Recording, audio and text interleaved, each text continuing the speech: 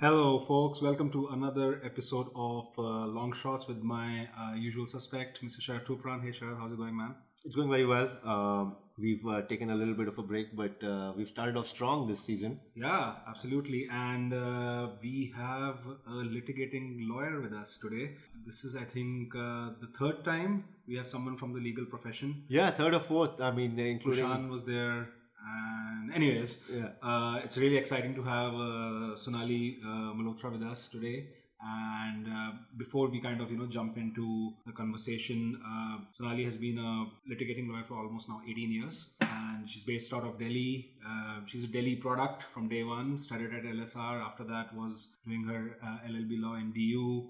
Then she went to National Law University, and after that, she's been part of Sunil Malhotra and Associates Law Chamber for most of her career. And her area of expertise is ranging from commercial law to family law to matrimonial law. So litigation is pretty much in our blood. So it's very exciting to have her here.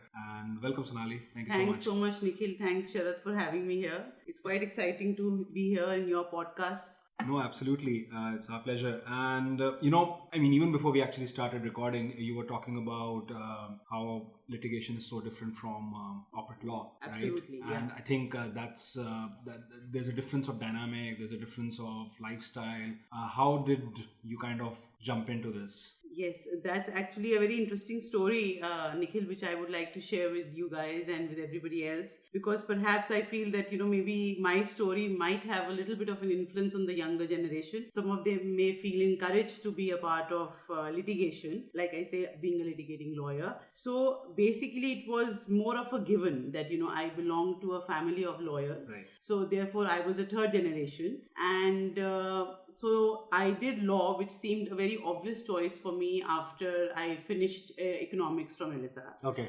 Yeah, but then, yes, I would also say that one personal aspect of my life was that I was an only child, and we have these sibling fights and all that, so I never had that. So, in fact, my relatives would say that, she cannot do litigation because she cannot argue. But I actually feel that it doesn't work like that.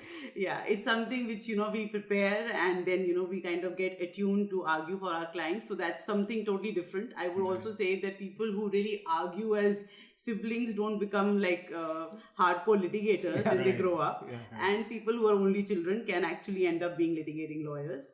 Yeah, but the story goes like this, that when I was quite young, I think I got really exposed to hearing a lot of words related to law. Because consider me in that way, that when I was in my 80s, when we were in 1980s, and I was in my, say, a 10-year-old at that time.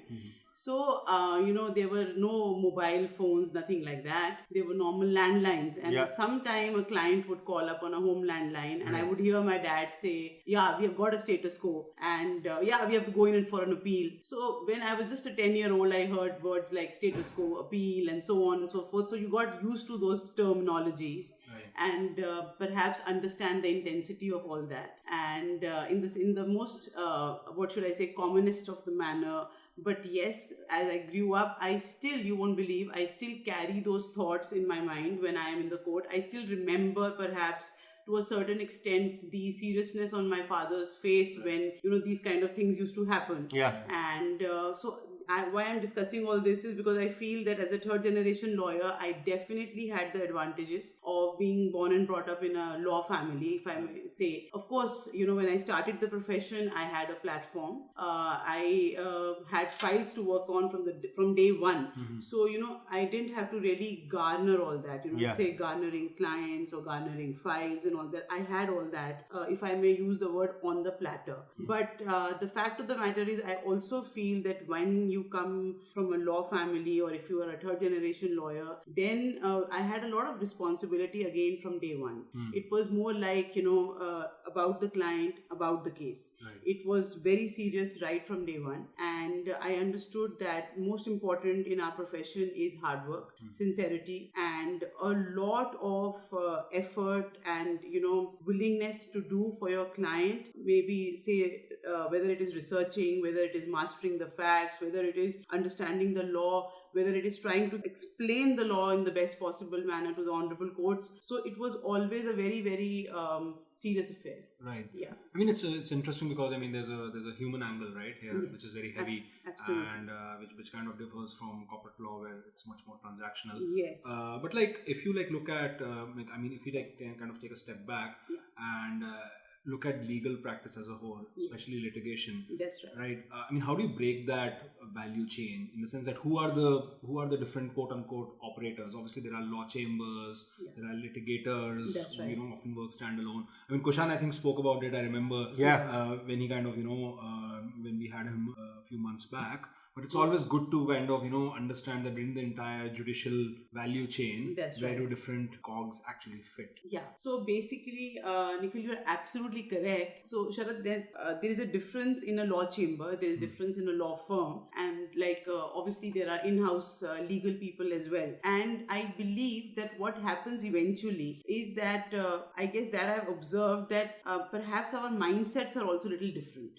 So I would first of all obviously like to talk about, say, a person like me who has a law chamber, who works in a law chamber. So, like you said, actually the entire chain starts from there. There's a major amount of humane angle. So, therefore, what happens is that right from day one, it's not that, we, like you initially, when you introduced me, I am doing corporate work, but that's something which generally can be observed by people by reading. So I would like to share more from the personal, as in from the personal client front. So the personal client has his stakes or her stakes, and they get very, very involved, or what should I say, they are very emotionally invested in the case, very emotionally invested. So in fact, to explain this further, when I have a corporate client, or say, I have these statutory organizations for whom I am doing matters, so they are obviously also giving me the best of instructions, the best of feedback, the best of everything. But the obviously the personal investment in the matter is not there. However, when you deal with these clients who have their personal cases, it seems as if it's like, at that time, I think you are like a doctor, if I may use that analogy. Or a therapist. Yes, you actually end up being a therapist sometimes. And, you feel that it's make or break. It's life or death for them. Right. So it's that serious, and it gets quite, I would say, taxing also at times. But then, yes, we have to go with the flow, and like I said, work very hard for the matters and so on. So that's how it is. But like in terms of like say a client comes to you with a particular civil matter, right? I mean, there's a dispute. That's right. At what stage do they come to you? Yeah. And once they come to you, obviously there will be some sort of a initiation. That's right. And from the initiation, there is some sort of an end point. That's right. Right. So if you can kind of just give a sense of what is a typical journey of a client. That's right. Starting from someone like you. Yeah. Till the matter is closed. That's right. Positive or negative, that's a different matter altogether. Right. So, so therefore, when a client comes to us, now let us assume again a person, we are not talking about companies. Yes. So, first of all, I think as a litigating lawyer, our job starts from hearing his story. Correct. If I would say, and hearing his entire thing. And I'm talking about, say, let me take an example of a property matter, for instance. It could be something to do with succession, it could be something that he has done a property deal, or he has got stuck or something like that. So therefore, in that case, what happens is that basically you first understand the facts, and from the facts you're able to gather that you kind of start strategizing in your mind as a lawyer, that what is the forum which will be adopted for him, and what is the kind of case which will be adopted for him. Now, every case may not just start immediately from the court. You might have to give a legal notice in that matter. So you then come to the second stage, therefore, first I would say that when the client is meeting us at the first stage, he's just talking normally in whichever language he's comfortable. Talking about Delhi, it can be English, Hindi, Punjabi, it can be anything. Yeah. And he's just talking normally. The client would always be a layman, but then, he's just talking normally. The first kind of the prima facie view which you get of a case. Right. Second stage, then, when you think, let me assume a case where you have to give a legal notice. So therefore, then, as a lawyer, you start thinking, okay, now, so what will be the points of his case, which will be very essential for us, and which will actually build up his case, rather, all the essential important ingredients of his matter. And then what happens is that you actually start kind of taking instructions from him. Instructions is a key word here, I would say, because whenever, if you would also notice, if you would have ever seen a legal notice, God forbid you from any legal notice, but if you've generally had a look at a legal notice, it always says under the instructions of my client. Right. So that's when the client starts giving instructions, and there are some clients who are very wise, who are able to actually pen it down for you and give it to you on paper. Then there's some clients who like to just say it out to you and you kind of pen it down or have it penned down in your office and so on. So that's the second stage. Then the stage comes of actually choosing the forum. So now the forums are chosen as per the territorial jurisdiction, as per the pecuniary jurisdiction, and as per the subject matter jurisdiction. Now these are like hardcore law words which I'm using, but basically what I mean is that there are matters which are financially more than 2 crores. So those are filed straight away in the Delhi High Court. So I'm talking basically of normal civil matters right now. Right. So, and the matters which are less than 2 crores get filed into the district courts. Okay. And I'm again now clarifying, these are all non-commercial matters firstly I'm talking about. So it can be family, property and so on and so forth like that. So now when you talk about the matters below 2 crores, so they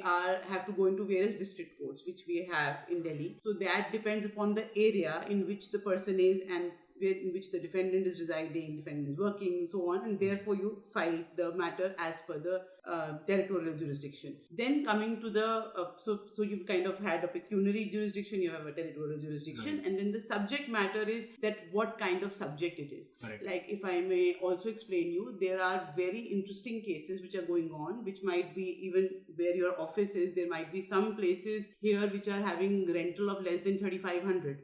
Now they are not normal properties coming under the Transfer of Property Act. They come under something called a Delhi Rent Control Act. Right. So if I would explain to you, it is like rent jurisdiction or rent control jurisdiction, which is all over India, but state-wise. So we have a Delhi rent control jurisdiction. So now those are before a rent control tribunal. Therefore, the significance of a subject matter. So what subject matter it is, and therefore you choose the forum. And it can be sometimes a consumer case, which goes to the National Consumer Disputes Redressal Forum. So it can be sometimes an electricity case, which might go to something called APTEL. So there are various forums, various actually places to practice. Right. So all that is now happening at stage 2, where you are deciding forum, so on and so forth. Then stage 3 will be basically after, now I assume the notice period is done, so on and so forth. The client comes back, there is not a reply or a very frivolous reply, you have to eventually go to court. So then you kind of make the draft of the petition. And depending upon again those above 3 things, and accordingly the petition gets filed. There are some matters in which court fee is nominal. There are some matters in which court fee is more. Court fee is not obviously the fee of the lawyer. Court fee is the fee which goes to the court. No, sometimes you have to really explain this to the client. Oh, really? Okay. Yeah, that court fee is separate, lawyer fee is separate. That. Yeah. So then you do all that, and then eventually the matter gets filed to the court. Right. Now this was when the matter starts, and now after that we have a long procedure when the matter actually takes place in the court. So what it is when we talk of, I think I should be explaining this as well, in short, that what it is when the matter is there in the courts. Yes. So therefore, at the first stage is the notice stage, when you have to convince the honorable courts why a notice should be issued in a particular matter. Right.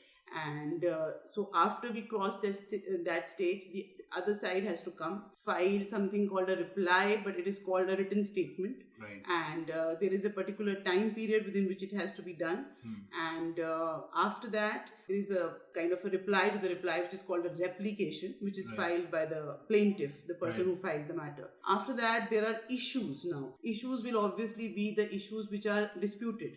I said something, he said something, so now that's a dispute. So there are issues which are formulated by the honorable courts, and then you get into evidence stage. After the evidence is done, then the stage comes for the final argument. So it's a long drawn procedure, and we are led by something called a Code of Civil Procedure, which is called in short by lawyers as CPC, and that's very, very sacrosanct. And again, now something only specifically to the people in the law field, that we really, really must respect the CPC. And there are judgments, talking about CPC, that it is CPC is procedural, so so therefore it's a handmaid of justice. But otherwise, having said that, also CPC is very important. So you follow that, and then that's how it is. So, yeah. No, that's pretty interesting and, Yes. and fairly detailed. So thanks for Yeah. that. And I guess my question is, you're a senior lawyer and you argue, you do all this, and basically I get a sense, there are three big pieces. One is sort of research and analysis on That's the right. matter. Then there's process and logistics, and the Yes. third is, I guess, arguing, right? Yes, absolutely. In this entire process, like how much of it is a team effort? Like, I'm sure you have your colleagues who are helping you on a Yeah, matter, right? yeah. How do you structure that? Because there are just so many things moving. That's right. And you've described one matter. I'm sure you're working on multiple Yes. matters at the same Yeah, time. I mean, yeah. sometimes you can mix up things also, right? I mean, Yeah. but how do you sort of manage Yeah. that Yeah. environment? Because it's very multitask oriented, right? That's right, Sharath. Actually, very pertinent question in that sense, because one day also sometimes we have a couple of matters lined up, and so it's interesting actually to see. I would rather want to invite you to just come in just one day of your lives to my office or to the court. I would and love just, to. Just see a lawyer's life, maybe from morning Right. till the night. Actually, it's I think it stretches to at least 15 hours perhaps, but Okay. whatever. So therefore, what I mean to say is that it's quite interesting, because the diary of a litigating lawyer, a civil litigating lawyer, is basically high court and district courts as well. Right. And then, so you firstly, I think every evening what we do is we actually look at our diary and we figure out that how are we going to manage the day. Because assume an X number of matters in all the courts. So suppose if I have to go to the court, so I will focus firstly on one court. Let's say if I am deciding to go to the High Court, then I have to assign my other colleagues for the other courts. And sometimes what happens that I may be required in another court as well for, say, some kind of a heavy argument. So then you kind of try to, so we have had, this is like a very usual thing for us. We say, we start our day with the High Court, we do a couple of matters there, then we say rush to another court, maybe let's take Saket Court, then come back to High Court and then do argument there. So therefore your question becomes very pertinent. Now at one juncture, you are maybe arguing property matter of, say, a son fighting against the father, for instance. Then you are maybe doing a matrimonial matter, husband and wife having a dispute. Then maybe you come back and you do another kind of a property matter of a tenant and a landlord. Yeah. Then you might be just doing another matter, which is again a complete separate set of facts, where there is a specific performance involved, somebody paid money, did not get the property, and so on and so forth. So on one single day, you are actually doing multiple matters. But thankfully, Sharath, we don't get mixed up with facts. Yeah. It kind of remains in the system so well, and obviously you keep on revising your facts all the time, that so that is not there. And because I guess what happens with practice, that because you are doing it day in and day out, so you get used to doing that. Right. So and yes, I feel that multitasking becomes an essential part of a lawyer's life, because now this was just an argument side of my life, say from 10 to 4. Yeah. Then after that you get back to the office, and then you are doing a completely different thing, Yeah. meeting clients also, because that's the only time we get to meet clients. And again, like listening to them or something, sometimes hearing new cases, sometimes working on our older cases, sometimes ensuring that the research is done properly. So yes, it becomes quite I think rainbow of cases, or a rainbow of things which you do in a day. Right. I mean, when you were, like you mentioned, engagement with clients. That's Now, I assume that when you're looking at multiple matters, there's Yeah. obviously a lot of internal dependencies with you and your colleagues, That's other right. people in the firm. Yes. But I'm guessing there are some external dependencies as well, right? Yeah. In the sense that, isn't it true that often law firms and litigants, they kind of work in different value chains? That's And I mean, I'm guessing a lot of clients are probably also referred to you by Yeah. third parties. That's right. So, I mean, and a lot of guys must be just coming to you Yeah. directly. That's right. So there are a lot of partners, I would Yeah. imagine. What are the mechanics of that from a ground level perspective? Yeah. So again, very interesting question, Nikhil. So here also your earlier question is getting very connected. That see, mine is a law chamber. Correct. So little different from a law firm. Right. So we don't have that way a concept of partnership. Right. So we have colleagues who are lawyers, who are again litigating lawyers. So that way, technically, law, I do not know, maybe some other law chambers may be functioning little differently, but generally what happens in a law chamber is that other people are that were not having a financial stake per se in the matter. So that's not how it works. Right. Because then how it works is that everybody is like a kind of a part of your law chamber, which you are like kind of managing in that sense. So therefore the next perspective which comes is that the role of the other people in the chamber is definitely very significant and never to be underestimated, because you will have your one thing also I would say from experience is that you are an extremely good researcher, I feel, when you are young. I don't know, there's something to do with age. Yes. Patience, So, I guess. Patience, Energy. Energy, I think patience. Also, yeah. I think when you grow old, you will have people to research for Yeah, you. I guess I don't know. I don't know how it works. Some psychologist has to take this out, because when I was a younger lawyer, I used to enjoy researching. Yeah. But now you ask me, any law point comes to me, and it takes me less than 30 seconds to just kind of take the intercom and tell my younger colleagues that okay, this is the law point, let's research. Yeah. Let's research means that they are researching and they bring in, and then I see the feasibility. Yeah. So therefore, so you have younger people who are I personally feel that they are very enthusiastic about researching and good at it. So they do the research. Then there are most of the times because in civil again there's a lot of strategy with the way you build up a case and so on. So therefore you want to do the drafting quite a bit yourself. So, but then you need an external. So we have this conventional style of drafting where you don't type on your own; you actually dictate to the steno. Now, why that helps is also because I sometimes feel that sometimes when you're typing and you're thinking, because perhaps maybe I belong to the old school of thought, so therefore the thinking is getting little reduced, because here I'm talking about a lot long drafts, Right. sometimes running into hundreds of pages. Yeah. So therefore like that. So that's another part of it. Then I come to the other aspect with regard to the aspect of handling the matter. See again now when you have suppose 10 matters listed in the next day, all 10 matters will not be for very high half an hour arguments. Right. There will be some matters in which there will be just pleadings getting completed, something getting filed, a small objection to be taken or something. So then I guess what is very significant also for elder people in the chamber to train the younger people to go and appear in these matters. Right. So that also then maybe even the smallest of things, they learn something like called court craft, as in how to appear, what to say, what not to say, and so on.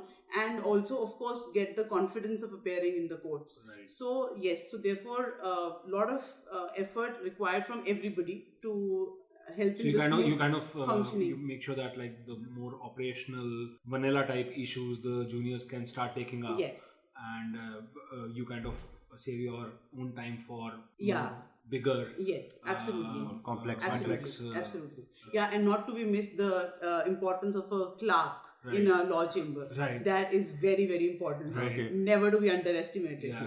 Yeah. So they do a lot of things. There's a lot of things which has to be done by a clerk, like the process fee, the this, the that. Yeah, I'm sure. There are a lot of things which so he's also equally important. How was your journey like from starting from a young junior lawyer and then arguing matters? It must be an important day for a lawyer when you argue for the first time in the court. Yeah, so Sharad, this is actually quite interesting that when I joined the profession, at that time we would have a list of the High Court, and the list was in my hand, and I am an early riser, so I enjoy getting up early and I enjoyed reading it. Okay, now I was to work with my dad, and he is an extreme, not because he's my father that I say that, but he's a great mentor, but also a very serious lawyer. So I could never ever in my whole life till now, last 18 years, never asked him a frivolous question, never.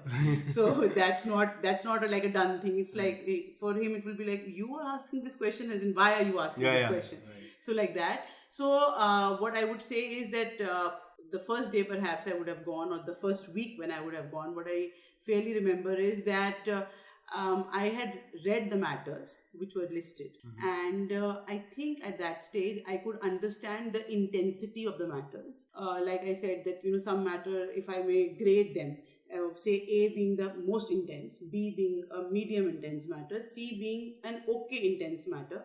So I perhaps offered to my father, the senior in the chamber, that I would want to do the C matter at least. And I would want to do it. I would want to argue. Yeah. And so I belong to, again, that time when we did not have that much of court exposure. Now I see interns, they come to our office also, they get court exposure. So I had gone to the court first time when I became a lawyer, when I was able to be at the band.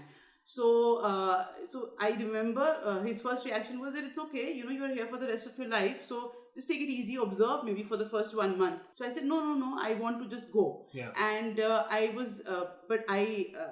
howsoever confident I would have seemed at that time, inside of me, very frankly, I was very conscious of the fact that this is a very serious matter, or even if, like I just said, that it was, let's say, that C kind of category, but still, like, if you are like 23, still you have to be very, very serious and completely into it. And I was able to do it quite all right, quite well.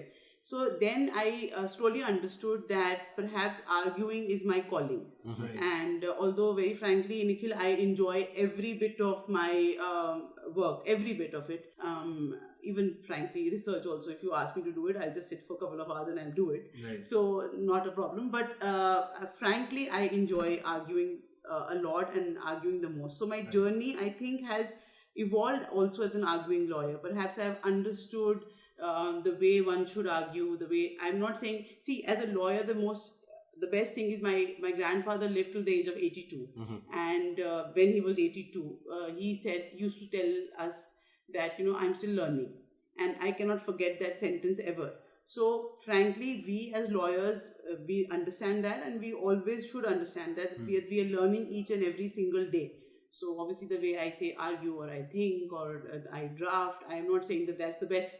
As in, I think, obviously keep on improving tomorrow, day after, so on. But yes, I actually see my journey. I actually see that, yes, I have tried to, acquire the art. The growth kind of is visible, right? Yes, I can see that. Yeah. And in terms of the industry right now, we move to some business and sectoral things which are associated with the field. In terms of do you see any major restructuring or structuring problems, or anything that can be changed in how the litigation set up or the legal framework is laid down? I mean, we just just basically things like Nikhil and I have discussed, like with previous lawyers as well, like about how should we be protecting Indian law litigation firms also, or should we be open to international firms coming in terms of across, and even pay scales, right? Like there is something that again we discussed in terms of how the pay scales are so lopsided in this industry, more than you see in sort of other fast-paced professional services like banking or things like that. Are there any other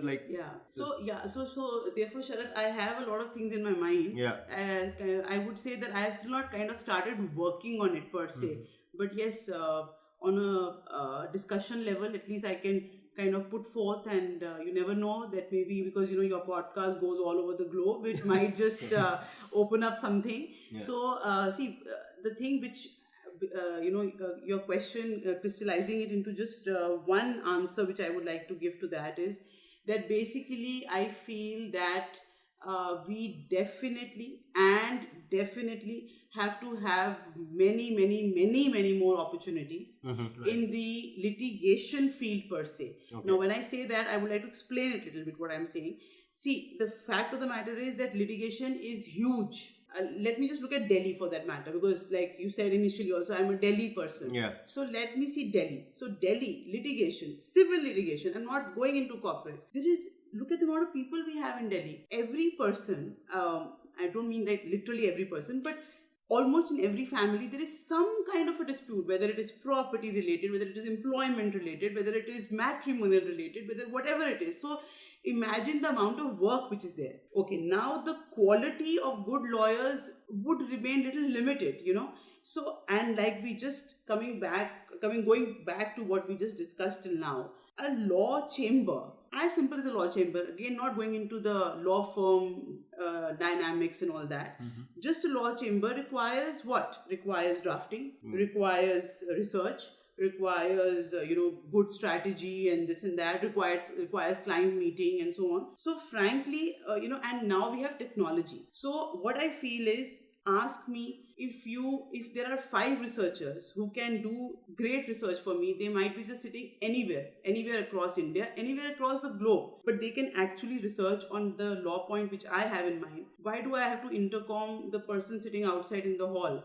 I can just call that person or text him or her and say that you research this point by the next 3 hours and we are done. Yeah. So, and you imagine that the kind of, so he can, earn because of the research what he does. But that's not happening because the rules currently do not permit it? No, Or, is it a uh, question of supply or demand?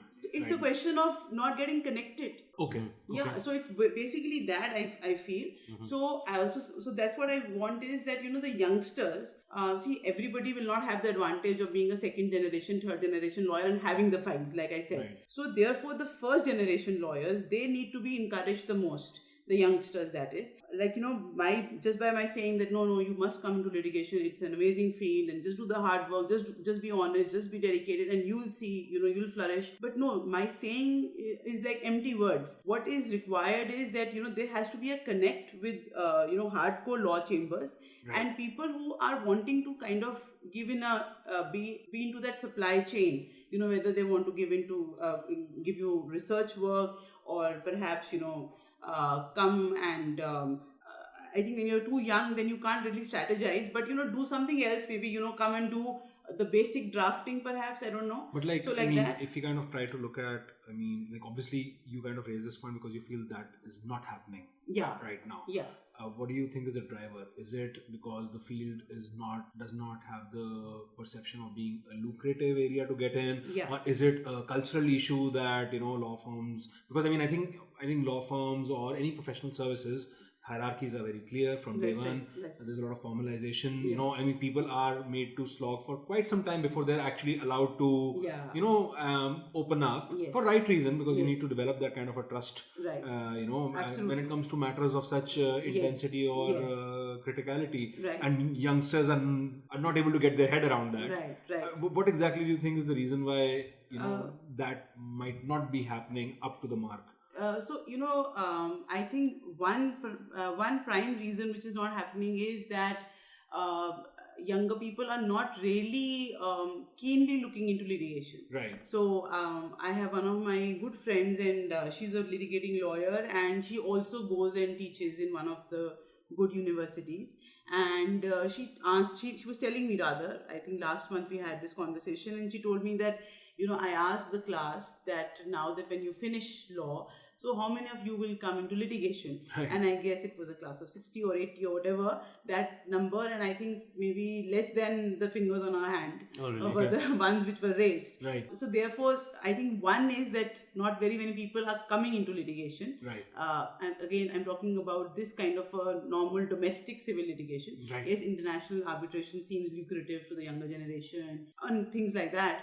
So that's one aspect, perhaps. And second, I guess, is that way industry is not one aspect, Nikhil, which will be very significant here is, which you said, and I also would want to reiterate, is that yes, there is a lot of trust factor which is there. But what I was also wanting to say, that keeping that trust factor intact, trust between you and your client, that is, a law point can always be thought of, discussed, and so on.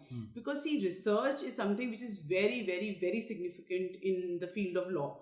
Law is something which keeps on evolving. Yeah. So like, there's a saying, Roscoe Pound used to say that law is stable, but law needs to change. Yeah. And actually law changes, and that too very beautifully. So therefore, maybe we can involve the younger generation only, say, till the research level, because then, you see, if you give a person research on a law point, the person doesn't even know what the case is about. Right. And then if you feel later on the person is trustworthy, maybe you can involve the person in the case, and so on and so forth. Right. So like that. So those kind of things can be done, definitely. Right. This is the next way forward in the profession of law. I really feel so. And also, I guess one thing that I'm living sort of in the West and working in capital markets. And I think a key trend that you notice is that young talent chases where the high pay packages are. Yes, absolutely. Like compensation irrespective of what I don't think people in that age bracket even think super long term. Yes. They get attracted to which is highest, right? I mean, Yes. and is that sort of also a factor, like in Yeah, terms that's of absolutely, comp absolutely being lucrative? Yes, Sharath, you're right. That is a factor. So if that factor remains as it would remain, like it's seeming like, then I think what could happen is that litigating lawyers like myself and like many of my very learned colleagues, so we will then become very very precious perhaps. I think, because then there will be not so very many people who would be wanting to do law with that kind of a passion, with that kind of a thing. I feel that also. That is also something which we kind of discuss when we stand in the corridors, and that okay, so young generation every day is dwindling into the litigation field. Yes. Right. Yeah. Like if you kind of take a step aside in terms of like you mentioned when you give a case study, you mentioned a property matter. I assume you were dealing with a lot of property matters, right? Yeah. So I mean, if you look at like a typical civil dispute resolution, say from the perspective of like a family property issue, that's right. I'm assuming that takes a fair bit of your bandwidth. Yes. So I think it will be really good, because this is something which I think anyone who's listening in would be able to identify with. It's something which is very relevant to one's personal life. What are the legal frameworks out there? In terms of looking at family related issues, be it property, be it marital problems. Like where does the journey for a person start there? In the context of the unfortunate incident that there is some sort of an issue which has popped up. Absolutely. Beautiful question, Nikhil. So basically, property becomes a major issue, especially you rightly use the word unfortunate issue. So first I would like to talk about succession. Succession is something which is very, very significant in terms of the Indian laws. We are governed by the Hindu Succession Act, basically, of which I would like to discuss, is basically that when somebody dies, then succession opens. So first I would like to explain because Hindu Succession Act talks about a Hindu male differently and Hindu female differently, but I would also want to explain to the listeners that female have equal rights. So I would want to start with that. Perhaps there might be some listeners who might be not thinking that way, or might be assuming that perhaps they are lesser in rights, but that's not how it is. So that will also come to like your economics or your finance thing, that what we also used to learn in way back in economics honors, that your empowerment is as per how economically empowered you are. So the beautiful aspect is actually that women are equally empowered.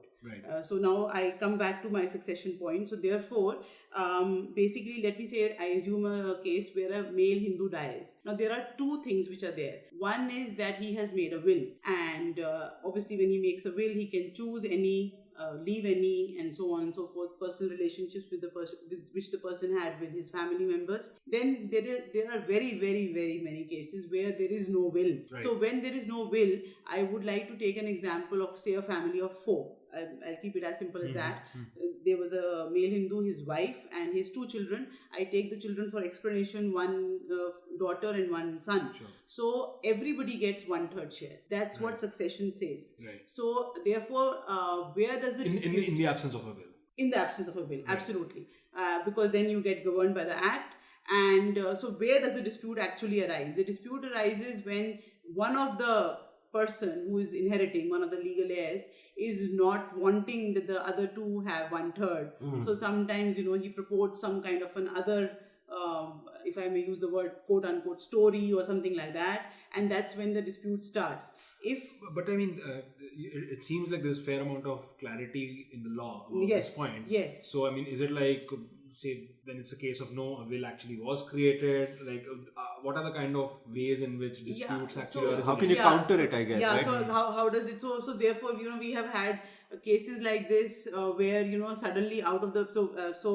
if one of the family members has come to us saying that, this is how it has happened, and I am 1/3 shareholder, and so straight away you go in for a suit for partition, saying that yes, let's partition the property 1/3, 1/3, 1/3. And the smoothest of the case will be where the other two people are made defendants, but in partition suit you always say that plaintiff and defendant are at equal footing, Right. and therefore that's a case where you actually don't have to pay much of a court fee. Right. But then, so if the defendants are agreeable, the other two members, Right. and then it's 1/3, court decree, you get it in your favor, and the property gets divided. Right. But then there is another case where suddenly one of the legal heirs will come up with this will that no, the father had done this will. So Okay. then then the issue gets created with regard to the will. Right. And when that issue is created, then of course, then the trial happens, whether the will is a forged will, whether the will is a true will, and evidence gets adduced on that. Right. And there, you have to have again very in-depth knowledge of the Indian Evidence Act and how you prove a will, how you disprove a will, and that's how that dispute goes on. But here, I would also want to add, Nikhil, which is very important, is something called the HUF, which you would have perhaps heard in your daily Unified parlance. Family. Yeah, Hindu undivided family. And there, what happens is that there is where the women actually got a lot of rights after 2005. Right. So we have the Succession Act of 1956, the Hindu Succession Act, and according to that, the lady, if she was the member of the HUF, she was not getting, so the member of an HUF in law parlance is called a Kopasna. Right. So the Kopasna was only the male descendants. Right. Till 2005. 2005, we got an amendment. Again, the law is very beautifully written there. So the amendment said that now the woman is also a Kopasna. So once the woman was a Kopasna, so just imagine a huge family tree. I'm not talking now again of just a simple family of 4, but like a huge family tree where there are uncles and so on and so forth. And there is a female descendant right there, say an only child of a parent. So she has a right in the grandfather's property as per the HUF. So that's where the law really got developed, and in fact she can ask for partition. So that was something which was a complete no before 2005. Right. But after 2005, yes, she could even ask for partition of a HUF property. So therefore the law got really, I would say the law has really evolved. That's why even in my initial part, I was saying that law is evolving and should evolve and is evolving as per the times, I would say. So, and therefore, so, what happens is that people read these days, it's easier to know some of your rights through Google also and so on. So therefore, people read, people understand that they have rights. So that's why they kind of want to rush to a lawyer. Such a situation happen, whether a woman or a man, that okay, what are our rights, what can we ask for, and so on and so forth. That's how it happens. Unfortunately, Google can be a double-edged sword, right? Oh, yes, yes. They must be thinking they can argue on your behalf as well. Yeah. So that's what I think that's a doctor. Yeah. That's a So, doctor. yes. That's a doctor So metaphor that's which a comes statutory out. warning which has to come with that. Right, Yeah. right. So you can't really. So you Doctors and lawyers, yes, absolutely. you need a lawyer. You need a lawyer. hate Yeah. Google. Yeah. For the record, you need a lawyer. You're the only one I think Yeah. I've heard who said something positive about Google. Yeah. To start with, at least. Yeah. Yeah. See, I'm a lawyer. I start on a positive. Yeah,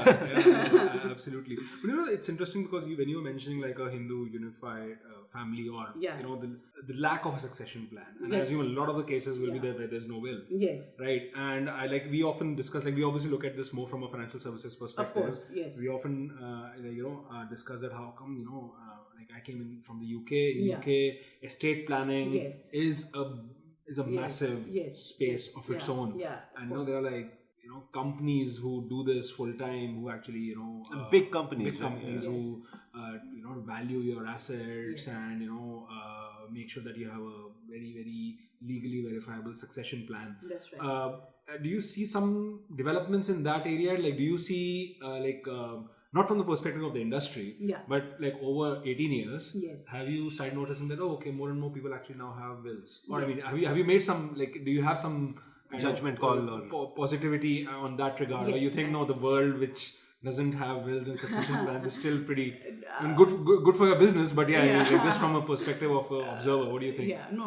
I would definitely say, Nikhil, people do make wills. We get this very, very regularly. Right.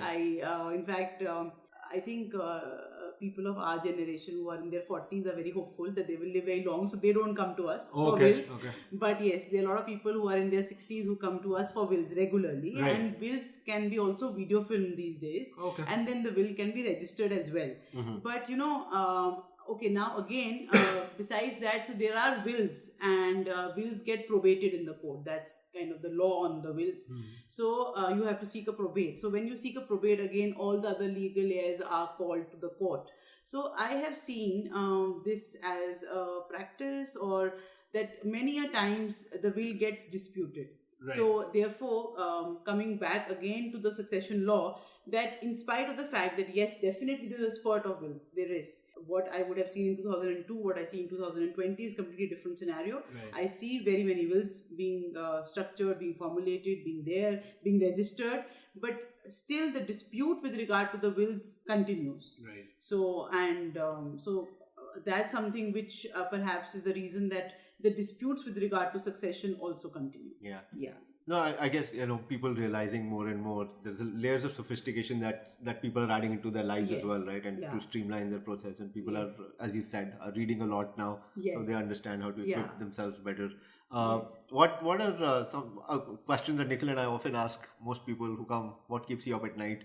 And I'm in the litigator's case, I guess, you're obviously thinking about all your cases all the time, but fundamentally, is there something that bothers you within the legal framework which you think needs to be addressed, or something that just keeps you up at night? Yeah. So basically, to answer your question, Sharad, actually, very, very directly answering the question, I really don't keep up at night, in the sense that you sleep well. As in, I'm not. I will obviously you're working too hard. So. Yeah. So I actually get to sleep in half a second. Right. So it's really easy for me to drop down to sleep because at the end of the day, as a litigating lawyer, I feel very satisfied because whatever you may say, whatever you may read, I don't know what kind of message goes to the outside world.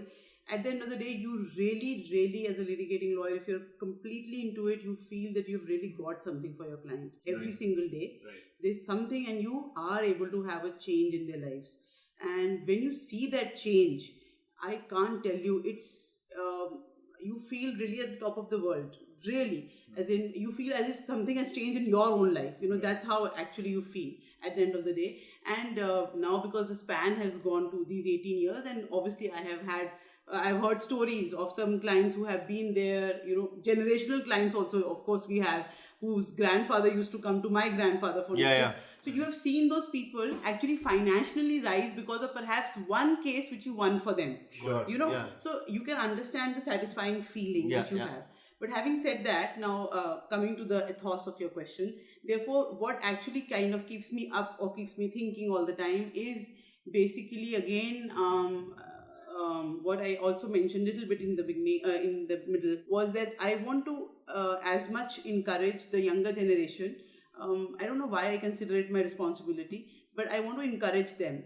And because perhaps, as a lawyer, although you are quite very focused on your matters, but you are also, perhaps because you're dealing so emotionally with people, you are very emotional at times. Right. You won't believe, Sharad, that if somebody would have appreciated me in 2005 after I argued a matter, say, for an hour at length, I still remember that appreciation. Yeah. Right. So I don't know whether it happens to everybody, but it does happen to me. So similarly, I want to have that similar thing, in the sense that sometimes I see a young lawyer arguing and getting a beautiful order, and I'm sitting, in the same courtroom on one of the chairs.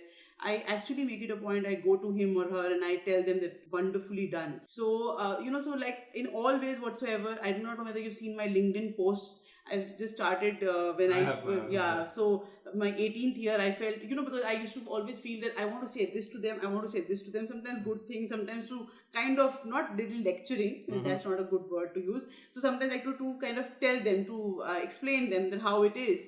So then I thought that I would not be able to talk to every youngster who crosses the corridor. Yeah. And perhaps sometimes, you are occupied in your thoughts and in your matter. So I thought that this is the way perhaps I can reach out to them, and I can, tell them that these are the certain decorums, this is the way, this is the, whatever would just cross my mind.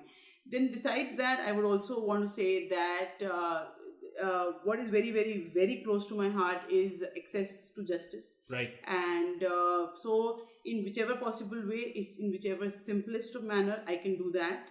Whether, sometimes the honorable courts, if they appoint me as amicus, I try to do as much as I can for the client, so that, I'm able to get them great relief. And, be part of the legal aid, do things like that, Right. because that's something again which comes again on the responsibility bit.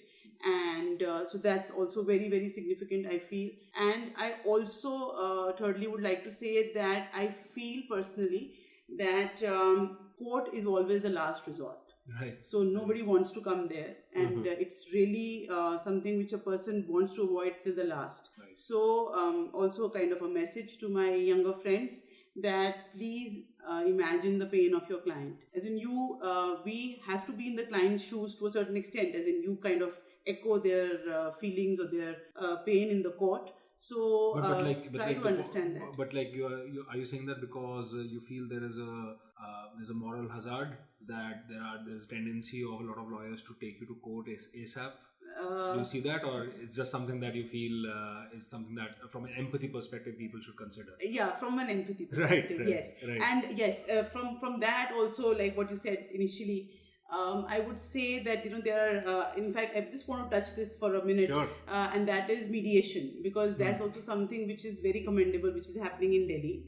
Delhi High Court Mediation Center is amazing, and there are a lot of matters which can get referred to mediation, and again talking about succession and these kind of property matters, family matters. So while the matter is being argued in the courts, there are times when the parties understand that there's no point in litigating. So for it's just like another forum where you can get it done quickly. So yes, so mediation is like, obviously like in the legal parlance it said it's a win-win situation. Right. So I would always again urge everybody, like my younger friends also, if a matter is getting settled in mediation, be the first one to get it done. Right. Because the flow of matters will always remain for a litigating lawyer. If you're a good lawyer, you will always have work. So Right. there's never going to be a dearth. If a matter is getting over, get the relief for the client. At the end of the day, that's what really matters. Right. Yeah. The client should feel that yes, he came to you and he's relieved. Right. Yeah. I think we're good on time, but I have one Yeah. I would say final question here. Yes. And I think that's something which might be useful for a lot of the listeners.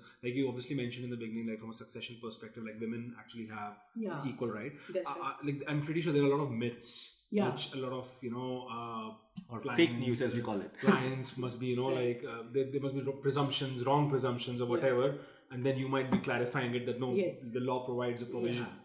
Is there anything else like within family matters or within marital matters, Yes. which is a very common myth that you think should be addressed? Oh yes. So Nikhil, if we have the time, I'll maybe try to Sure, shorten it. sure, yeah. But I'll just explain this. Absolutely. Myths are too many. Yeah. In fact, because again, whatever the reasons are for the myths. Google, obviously. Okay, I don't say any reason, but whatever the reasons are, but there are myths. Right. So one myth is that one very olden thought which is going on is that if there are 2 or 3 daughter-in-laws in a house, Right. the daughter-in-law, I assume one daughter-in-law has only sons, one daughter-in-law has a son and a daughter, and one daughter-in-law has only daughters. So the daughter-in-law who has only daughters used to think that okay, her rights are little lesser than right. her co-sisters. So that is a myth. Yeah. Right. You A, B and C are all equal. Right. If you have a daughter or if you have a son, in the HUF property, you do not have lesser rights. In a self-acquired property also, you do not have lesser rights. So therefore, meaning thereby, every woman in the Hindu law has equal rights when it comes to property. There is absolutely no lesser rights because let me just crystallize it to 3 points. Number 1, self-acquired property of parents, equal rights of a daughter and a son. Number 2, HUF property, you are a co-partner, a woman is a co-partner, so equal rights like the brothers. Then third, a woman earlier did not have a right for partition, but now she can seek partition as well. So after the 2005 amendment, so she has that right as well. So she has all the rights. When you are a girl sibling, you have all the rights as your boy sibling. Right. So there is so that myth has to go. Right. So that is one very, very important. I'm quite glad that you asked this question. I think we've our listeners have got some free legal advice. Yeah. We've got some. Absolutely, and we are kind of ending this podcast on a rather optimistic note. Yeah, we are. We generally end things on a very cynical note. Oh my God. I mean, if there's not if not much cynicism comes from the guests, then we add it. We add it. But there is too much positivity in the room right now, so I'm not going to dampen that. Yeah, But no, please don't. I'm a very positive person. Absolutely not. No, thank you so much, Sonali, for spending your time and for some very valuable insights. Thanks, which Nikhil. I'm Thanks, Sharat. sure a lot of our listeners would, it will resonate with a lot of them. Yeah, no, it was a very useful chat, and I personally learned a bunch of new things. So I'm sure our listeners as well. There'll be many more like me who learn a bunch of new things. So thanks for your time. Yeah, I'm glad. Yeah, Absolutely. thanks. And yeah, so to all our listeners, obviously feel free to drop in your comments, give your feedback to this particular episode, to the series in general. If there are any guests who would like to, potential guests who would like to come over, just give us a shout.